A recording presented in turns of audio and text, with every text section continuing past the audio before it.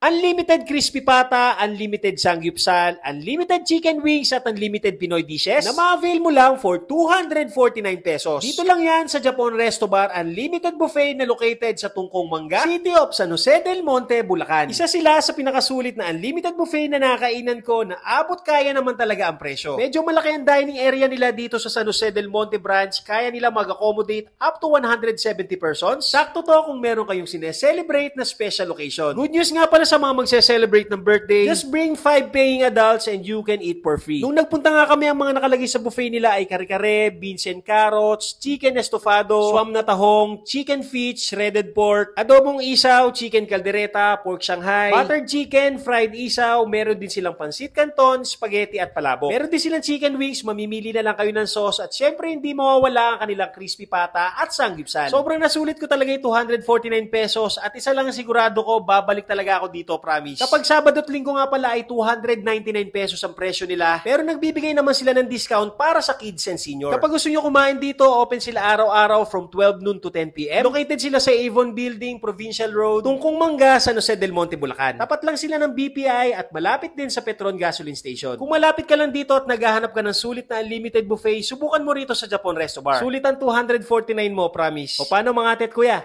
Kain tayo!